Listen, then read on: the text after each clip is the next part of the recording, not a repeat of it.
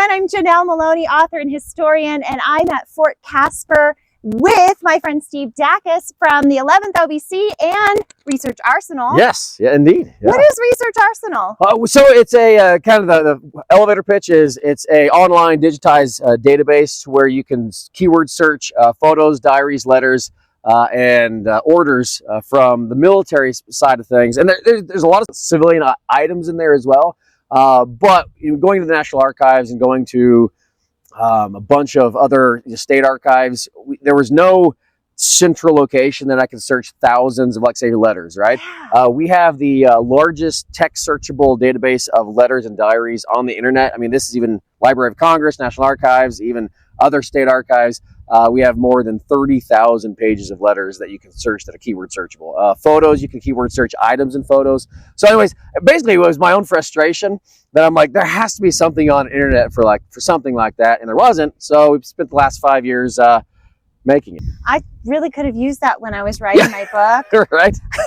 Honestly, I was looking for stories from Fort Casper for a long time to corroborate I don't know what to call it, battle at Red Buttes, skirmish at Red Buttes. Right. Yeah. That is in 1864, not 65, that I discovered. So I've got the immigrant accounts for it, but I was like, well, they would have had something. Somebody would have said something here. Where was that? Or even when they come back on July 25th and they have a little skirmish and they steal horses. Mm-hmm. July 25th of 1864, not 65. So we actually have two battle at Platte Bridges and two battle at Red Buttes or skirmishes or whatever they're called. Yeah. So I really wish I had that. I'm sure they have something to say. They did, and I should say this this entire history along the Overland Trails. It's hard to get primary records. Yeah. I mean, they're uncensored ones too. Very true. I mean, I'm saying even just the original record. Forget the secondary sources of people doing their own research, but it's hard because they're all kind of like you. I found they're all in individual diaries, and all these diaries are just scattered throughout the country or in private collections. Yeah. So yeah, for sure. We are here today. We're talking about the way that the 11th Ohio. No, you're good. So it's well, yeah, I just say 11th OVC. Try it. It's hard to get out of your mouth. The 11th Ohio Volunteer Cavalry were stationed here, and they kind of got some of the tailwind of the Platte River Raids. Really quickly, the Platte River Raids were a 3-day coordinated series of attacks on Overland and Oregon Trail immigrants coming through the Black Hills of Idaho Territory, as this was in 1864. Yeah. And the Sioux, Cheyenne, and Arapaho managed to take about 2,000 horses in that incident. And then all of the immigrants are coming here and they're scared and they're reporting on their depredations and demanded that their government come to their rescue and do something about this, right? So the inebriates out here were in a pickle, truly. It's like, hey, you've been out here doing nothing, twiddling your thumbs, making snowballs, and now you have a real problem on your hands. And how they respond is tough. It's a tough conversation, honestly, and it makes me uncomfortable sometimes. And then there's this Indian chief that's coming back this way who happens to just end up in the middle of all the chaos. Right. So I don't want to tell you the whole story. You got to read the book, right? Well, yeah, right. And if you want those source records, Research Arsenal. Right. So Steve's read the book from cover to cover 8 times, you said? Oh, yeah, 10 at least. And he has dressed up as his favorite characters and explored and done reenactments, I'm sure. So I have some questions I thought I would hash out with you, knowing the personality of these guys, not necessarily the ones only here, because I understand they move around from each fort. A lot. They move around all the time. I have some bones to pick, and I have some questions on what are they thinking? Right. And I love, there was a post you recently did about them shooting at Petty John, and no one could fire, no one could hit anything. No one could hit anything. Yeah. And I imagine Lieutenant Colonel Collins just being like, what do I have out here? These guys are like, at the bottom of the barrel. I mean, I'll say this kind of to bring in the 11th OVC is, so they came out here in 1862.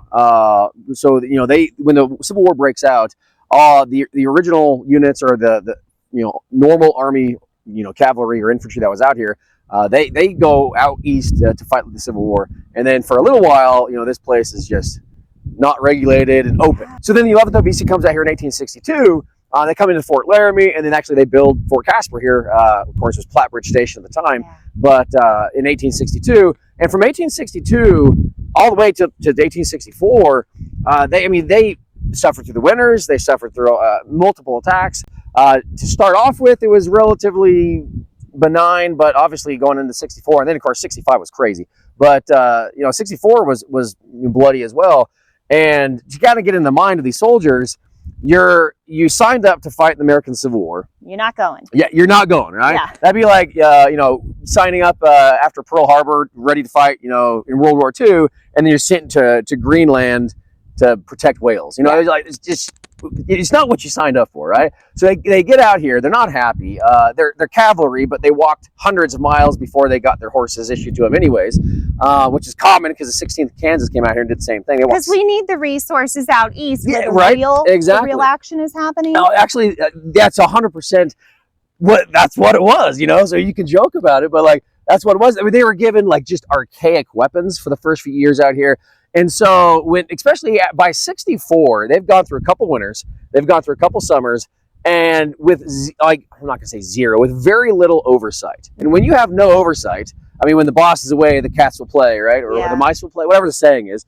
And by the 64, they're in a habit or habitually just there's no oversight, there's no regular army discipline because not even from Collins. No, there isn't, right? Oh man. Well, kid, he's relatively close, but you're talking 200 miles away where he's stationed, and each of these stations had 8, 10, 20, 30 guys at them, and when you have that little of people, there's going to be no military discipline at all. You feel very autonomous when you're a small unit. Right. To give you an idea where the mindset was, you even wrote, I don't know, was you or another book. So Reinhardt. I like him. Reinhardt, he was actually, Levi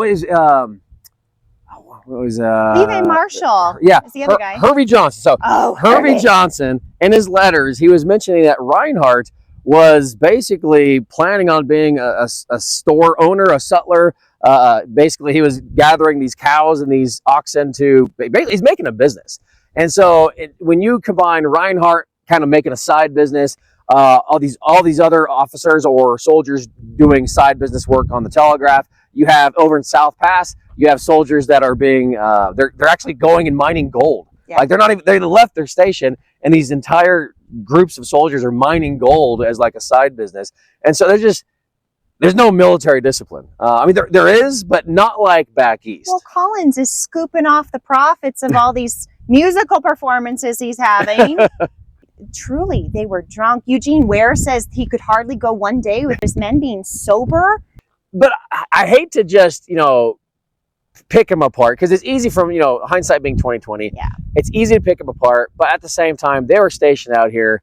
There's nothing, quote, nothing to do, but at the same time, there's a lot to do, and there's little oversight. So, people are going to do what they're going to do, right? Mm-hmm. So, I don't know. It's when you put all these pieces together, it's easy to kind of poo-poo on these soldiers.